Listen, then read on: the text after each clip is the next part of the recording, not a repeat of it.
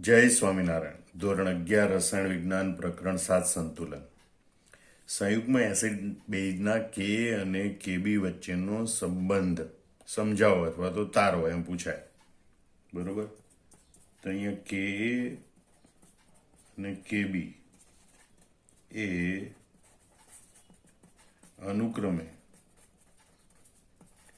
Acid અને બેઝની પ્રબળતા દર્શાવે છે. બરોબર. આમ તો કે અને કે બી આવે એટલે એસિડ અને બેઝ લખ્યું, પણ એ નિર્બળ એસિડ અને નિર્બળ બેઝ જ સમજવાના. કારણ કે પ્રબળ એસિડ અને પ્રબળ બેઝ હોય તો એનું સંપૂર્ણ આયનીકરણ થાય, તો એમાં સંતુલન સ્થપાય નહીં. એટલે આ કે અને કે બી એમ લખીએ એટલે એનો મતલબ કે આયનીકરણ અચળાંક કે સંતુલન અચળાંક મળ્યા છે તો એ નિર્બળ એસિડ અને નિર્બળ બેઝ માટે જ હોય, કારણ કે એમાં જ આયનો અને અવિયોજિત અણુઓ વચ્ચે સંતુલન સ્થપાતું હોય. પણ એ નિર્બળ એસિડ પૈકી પણ કોની પ્રબળતા વધારે અને કોની ઓછી એ સરખામણી કરવા માટે આ કે અને કેબીના મૂલ્યો આપણને ઉપયોગી હોય છે. માટે એમ દર્શાવવામાં આવે છે કે અને કેબી એ અનુક્રમે એસિડ અને બેઝની પ્રબળતા દર્શાવે. હવે આપણે સંયુગ્મ એસિડ બેઝની વાત કરીએ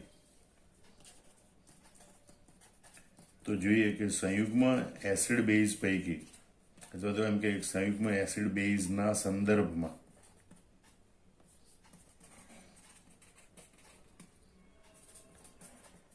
દરેક એસિડને સંયુગ્મ બેઝ હોય છે. બ્રોન્સ્ટેડ-લોરી સંકલ્પના પ્રમાણે જો એસિડ હોય તો એની પાસે પ્રોટોન હોય અને પ્રોટોન ગુમાવે એટલે એ બેઝ આપે અને એ બેઝ એ એસિડનો સંયુગ્મ બેઝ કહેવાય. તેમજ દરેક બેઝને સંયુગ્મ એસિડ હોય છે. બેઝની ખાસિયત કઈ? બ્રોન્સ્ટેડ-લોરી સંકલ્પના પ્રમાણે તો બેઝ છે એ પ્રોટોન સ્વીકારે અને પછી જે ઘટક મળે એ એનો સંયુગ્મ એસિડ હોય છે. આમ સંયુગ્મ એસિડ બેઝના સંદર્ભમાં દરેક એસિડને સંયુગ્મ બેઝ હોય અને દરેક બેઝને સંયુગ્મ એસિડ હોય છે. હવે તેમના એટલે કે સંયુગ્મ એસિડ બેઝના આયનીકરણ અચળાંક એટલે કે અને કેબી વચ્ચેનો સંબંધ સમજવા માટે આપણે સંયુગ્મ એસિડ બેઝની જોડ NH4+ અને NH3 નું ઉદાહરણ લઈએ. NH4+ અને NH3 સંયુગ્મ એસિડ બેઝની જોડ છે. સંયુગ્મ એસિડ બેઝની જોડ વચ્ચે માત્ર એક પ્રોટોનનો તફાવત હોય. NH4+ પાસે એક પ્રોટોન વધારે છે, માટે સંયુગ્મ એસિડ બેઝ જોડ પૈકીનો એસિડ છે, અને NH3 પાસે પ્રોટોન ઓછો છે, માટે તે બેઝ છે. હવે બંનેનું જલી દ્રાવણ બનાવીએ તો સૌ પ્રથમ આપણે NH4+ એસિડ તરીકે વર્તે તો જલી દ્રાવણમાં એની પાણી સાથેની પ્રક્રિયા લખીએ. NH4+ ની એસિડ તરીકેની જલીય દ્રાવણમાં પાણી સાથેની પ્રક્રિયા અને એમાં સ્થપાતું સંતુલન નીચે પ્રમાણે દર્શાવી શકાય. બરોબર. તો આપણે જોઈએ ભાઈ NH4+ જલી દ્રાવણમાં એ પાણીના અણુ સાથે પ્રક્રિયા કરે, એ પોતે એસિડ તરીકે વર્તે એટલે પ્રોટોન આપી દે અને NH3 બનાવે, અને H2O છે એ આની પાસેથી પ્રોટોન સ્વીકારે એટલે H3O+ બનાવે. બરોબર. આ પ્રમાણેનું સંતુલન સ્થપાય. NH4+ જલીય દ્રાવણમાં પાણી સાથે પ્રક્રિયા કરે. બરોબર. અને આ પ્રમાણે સંતુલન સ્થપાય. હવે એસિડ છે NH4+, તો એસિડ માટેનું આયનીકરણ અચળાંક એને કે કહેવાય. તો કે આના પરથી આપણે સમીકરણ લખવું હોય તો નિપજની સાંદ્રતા NH3 અને H3O+, બરોબર, અપોન પ્રક્રિયકની સાંદ્રતા, એમાં પાણી છે એ પ્રવાહી સ્વરૂપે હોય, એની સાંદ્રતા આપણે અચળાંક સાથે જોડી દીધેલી હોય. એટલે આપણે પ્રક્રિયકની સાંદ્રતા તરીકે લખીશું માત્ર NH4+ ની સાંદ્રતા. બરોબર, આને કહીએ આપણે સમીકરણ નંબર 1. બીજી એક મહત્વની બાબત છે, આ પ્રક્રિયા માટે પ્રાયોગિક રીતે મળેલું K નું મૂલ્ય, બરોબર, એ 5.6 ગુણ્યા 10⁻10 જેટલું છે. આ પ્રક્રિયા માટે મળેલું K નું, જે આપણે યાદ રાખવાનું, જો ખરેખર આ જવાબ લખવાનો આવે તો એમાં મૂલ્ય આપણે દર્શાવવાનું છે. તો NH4+ માટે K નું મૂલ્ય 5.6 ગુણ્યા 10⁻10 જેટલું હોય છે. હવે આપણે બેઝ તરીકે વર્તતો NH3 છે, એની જલી દ્રાવણમાં પ્રક્રિયા લખીએ. તો કે ભાઈ NH3 ની બેઝ તરીકેની જલી દ્રાવણમાં પાણી સાથેની પ્રક્રિયા અથવા તો એમ જ તપાતું સંતુલન, એ આપણે આ રીતે દર્શાવી શકીએ. ભાઈ Na3 aqueous એ પાણીના અણુ સાથે પ્રક્રિયા કરે, બરોબર. Na3 બેઝ તરીકે વર્તે તો એ પ્રોટોન સ્વીકારે, H2 પાસેથી પ્રોટોન સ્વીકારે એટલે બને NH4+ aqueous પ્લસ પાણીનો અણુ પ્રોટોન ગુમાવે એટલે બને OH- aqueous, બરોબર. હવે આ પ્રક્રિયામાં અહીંયા સંતુલન સ્થપાય છે, તો આ સંતુલનનો અચળાંક મળે. Na3 બેઝ છે એટલે એના સંતુલન અચળાંકને સંજ્ઞા આપીશું Kb, બરોબર. નિપજની સાંદ્રતા છેદમાં પ્રક્રિયકની સાંદ્રતા, નિપજોમાં NH4+ ની સાંદ્રતા અને OH- ની સાંદ્રતા અપોન Na3 ની સાંદ્રતા. આને આપણે સમીકરણ નંબર 2 કહીશું. અને પ્રાયોગિક રીતે જે આનું મૂલ્ય પ્રાપ્ત થયું છે, એ મૂલ્ય પ્રાપ્ત થયું છે 1.8 ગુણ્યા 10⁻5, બરોબર. NH3 એનું પાણી સાથેનું આ રીતે સંતુલન સ્થપાય તો એના માટે Kbનું મૂલ્ય છે 1.8 ગુણ્યા 10⁻5. હવે અહીંયા જલીય દ્રાવણ છે, તો જલીય દ્રાવણમાં એક બીજી ઘટના બને, અને એ ઘટના છે પાણીના સ્વ આયનીકરણની ઘટના, બરોબર. તો જલીય દ્રાવણમાં પાણીનું સ્વ આયનીકરણ થાય છે, બરોબર, જે નીચે પ્રમાણે દર્શાવી શકાય. તો પાણીનું સ્વ આયનીકરણ થાય એટલે પાણીના બે અણુઓ એકબીજા સાથે પ્રક્રિયા કરે, બરોબર. H2O plus H2O, it gives H3O plus aqueous plus OH- aqueous. એક અણુ પ્રોટોન સ્વીકારે, H3O પ્લસ બનાવે, બીજો અણુ પ્રોટોન ગુમાવે, OH-. આમાં એક અણુ બેઝ તરીકે વર્તે, બીજો અણુ એસિડ તરીકે વર્તે. હવે આ પ્રક્રિયાનો સંતુલન અચળાંક છે, એને પાણીનો આયની ગુણાકાર કહેવાય, એને KW સંજ્ઞા લગાય, બરોબર. અને એનું સૂત્ર મળે H3O પ્લસ OH-, કારણ કે પાણીની સાંદ્રતા અચળાંક સાથે જોડી દીધેલી હોય, એને આપણે કહીએ સમીકરણ નંબર 3. અને આ KW નું મૂલ્ય, બરોબર, એ પ્રાયોગિક રીતે સાબિત થયેલું છે 1 ગુણ્યા 10⁻14. હવે જે આપણને આ 3 સમીકરણ અને આ 3 આયનીકરણ અચળાંક મળે, એના ઉપરથી આપણે K અને KB વચ્ચેનો સંબંધ સમજવાનો છે. સમીકરણ 1 અને 2 પરથી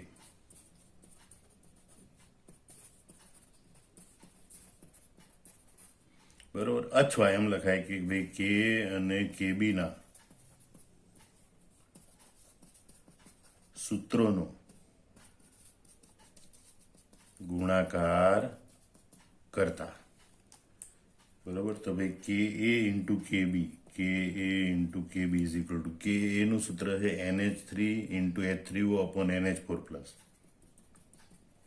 NH3 into H3O plus upon NH4+ ગુણ્યા KB નું સૂત્ર લખવાનું. તો KB નું સૂત્ર છે NH4+ OH- upon NH3, NH4+ OH- upon NH3 is equal to, હવે અહીંયા તમે જો NH3 અંશ અને છેદમાંથી ઉડી જાય, NH4+ ઉડી જાય તો વધે શું?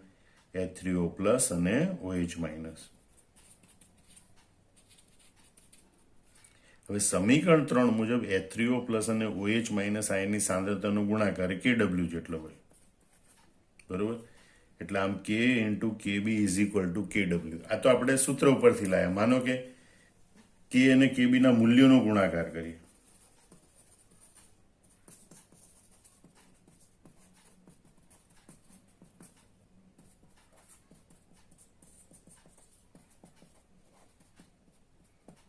તો K નું મૂલ્ય કેટલું છે? KA into KB is equal to K નું મૂલ્ય છે 5.6 ગુણ્યા 10⁻10, બરોબર? ગુણ્યા KB નું મૂલ્ય કેટલું છે? 1.8 ગુણ્યા 10⁻5 ઇઝ ઇક્વલ ટુ 10.08 ગુણ્યા 10⁻15 નિયરલી ઇક્વલ ટુ 1 ગુણ્યા 10⁻14, અને 1 ગુણ્યા 10⁻14 એ મૂલ્ય કોનું હોય છે? KW નું, બરોબર? આમ આ બંને જે ગણતરી કરી એના ઉપરથી આપણને આમ K અને KB વચ્ચેનો સંબંધ એ આપણને પ્રાપ્ત થાય છે, બરોબર? KA into KB is equal to KW. KA into KB is equal to KW. એટલે કે સંયુગ્મ એસિડ બેઝના આયનીકરણ અચળાંક Ka અને Kb નો ગુણાકાર એ પાણીના આયની ગુણાકાર KW જેટલો હોય છે, બરોબર? સંયુગ્મ એસિડ બેઝના આયનીકરણ અચળાંક Ka અને Kb એનો ગુણાકાર Ka અને Kb નો ગુણાકાર એ પાણીના આયની ગુણાકાર KW જેટલો હોય છે. હવે અહીંયા આ સમીકરણમાં બંને તરફ આપણે લઘુગણકીય ઘાતાંક લાગુ પાડીએ, એટલે કે લોગ લગાવીએ, માઇનસ લોગ. તો minus log Ka minus log Kb is equal to minus log KW. અને એના ઉપરથી આપણને મહત્વનું સૂત્ર પ્રાપ્ત થાય, power of Ka plus power of Kb is power of KW, અને એનું મૂલ્ય હોય છે 14, બરોબર? એટલે power of Ka plus power of Kb is equal to power of KW અથવા તો 14. તો આ સમીકરણ પણ દાખલાઓની ગણતરી માટે ખૂબ કામમાં આવે છે. આમ આની પરથી આપણે કહી શકીએ કે જો Ka અને Kb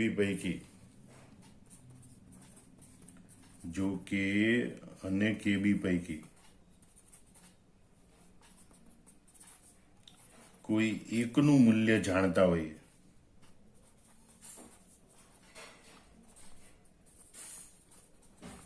સંયુગ્મ એસિડ બેઝ માટે, સંયુગ્મ એસિડ બેઝ પૈકી કોઈ એક માટે K અને Kb ના મૂલ્ય પૈકી કોઈ એકનું મૂલ્ય જાણતા હોઈએ તો બીજા મૂલ્યની ગણતરી આ સૂત્રો પરથી કરી શકાય.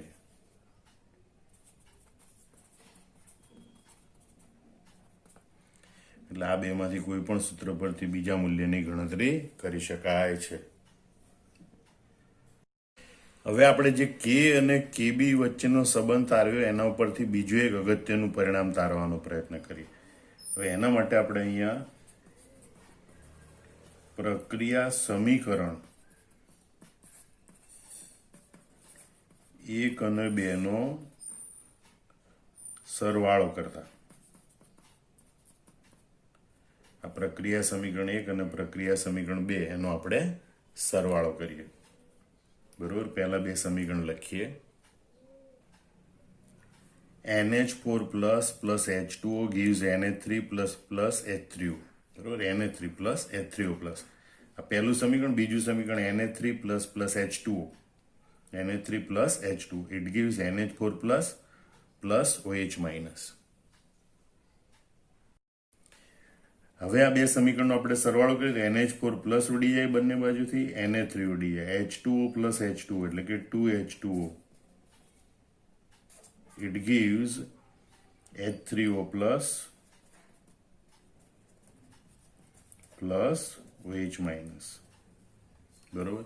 અને એનાથી આપણને આ ત્રીજી પ્રક્રિયાનું સમીકરણ પ્રાપ્ત થાય. અહીંયા તમે જુઓ કે ભાઈ પહેલી પ્રક્રિયા છે એના માટેનો સંતુલન અચળાંક એ Ka છે, બીજી પ્રક્રિયાનો સંતુલન અચળાંક Kb છે. આ NH4 પ્લસ એસિડ એટલે સંતુલન અચળાંક એટલે એસિડનું આયનીકરણ અચળાંક K, NH3 બેઝ એટલે સંતુલન અચળાંક એટલે કે આયનીકરણ અચળાંક કેબી. અને ત્રીજી પ્રક્રિયા પાણીના સ્વ આયનીકરણની પ્રક્રિયા માટે એનો આયનીકરણ અચળાંક એ પાણીનો આયની ગુણાકાર KW છે. હવે હમણાં આપણે એ બંને વચ્ચેનો સંબંધ તાર્યો કે ભાઈ KA into KB is equal to KW. બરોબર, કે ભાઈ આ સંયુગ્મ એસિડ બેઝના આયનીકરણ અચળાંકનો ગુણાકાર એ પાણીના આયની ગુણાકાર જેટલો હોય. તો અહીંયા તમે જુઓ કે ભાઈ KW નું મૂલ્ય જે બે પ્રક્રિયાના સરવાળાથી મળ્યું એ બે પ્રક્રિયાના આયની ગુણાકાર જે છે આયનીકરણ અચળાંક એના ગુણાકાર બરાબર હોય છે. બરોબર, આ પરથી આપણને આ રીતનું એક અગત્યનું પરિણામ પ્રાપ્ત થાય છે. બે કે વધારે પ્રક્રિયાનો સરવાળો કરવાથી મળતી એકંદર પ્રક્રિયા એટલે કે સરવાળાના જવાબ સ્વરૂપે મળતી એકંદર પ્રક્રિયાનો સંતુલન અચળાંક એ દરેક વ્યક્તિગત પ્રક્રિયાના સંતુલન અચળાંકોના ગુણાકાર બરાબર હોય છે. એટલે સરવાળા સ્વરૂપે મળતી એકંદર પ્રક્રિયા છે એનો સંતુલન અચળાંક દરેક વ્યક્તિગત પ્રક્રિયા છે એના સંતુલન અચળાંકના ગુણાકાર બરાબર હોય છે.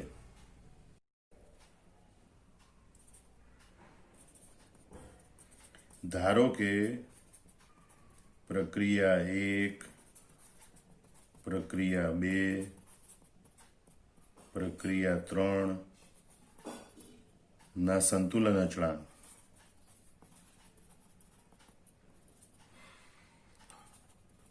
અનુક્રમે K1, K2, K3 છે, તો તેમનો સરવાળો કરવાથી મળતી એકંદર પ્રક્રિયા અથવા તો એમ કહેવાય કે કુલ પ્રક્રિયાનો સંતુલન અચળાંક, બરોબર, જેને આપણે K ટોટલ કહીએ અથવા તો K ડેશ કહીએ, તો એનું મૂલ્ય મળે આ દરેક વ્યક્તિગત પ્રક્રિયાના સંતુલન અચળાંકના ગુણાકાર બરાબર એટલે K1 into K2 into K3 એ પ્રમાણે હોય છે. બરોબર, એટલે ફરીથી જોઈ લો અગત્યનું પરિણામ મળે છે કે ભાઈ બે કે વધારે પ્રક્રિયાનો સરવાળો કરવાથી મળતી એકંદર પ્રક્રિયા છે એનો સંતુલન અચળાંક આ દરેક વ્યક્તિગત પ્રક્રિયાના સંતુલન અચળાંકના ગુણાકાર બરાબર હોય છે. ધારો કે પ્રક્રિયા 1, પ્રક્રિયા 2, પ્રક્રિયા 3 વગેરેના સંતુલન અચળાંક અનુક્રમે K1, K2, K3 વગેરે હોય, તો આ બધી પ્રક્રિયાઓનો સરવાળો કરવાથી મળતી એકંદર એટલે કે કુલ પ્રક્રિયાનું સંતુલન અચળાંક KT is equal to K1 into K2 into K3 થાય. એટલે કે દરેક પ્રક્રિયાના સંતુલન અચળાંકના ગુણાકાર બરાબર થાય. દાખલા ગણવા માટે આ ટોપિક ખૂબ અગત્યનો છે. આ ટોપિક ઉપર આધારિત MCQ ઘણી વખત પૂછાતા હોય છે. બરોબર, એટલે આની સંકલ્પના બરોબર સમજી અને આ પ્રશ્નનો જવાબ નોટબુકમાં જાતે લખી નાખવાનો. જય સ્વામિનારાયણ.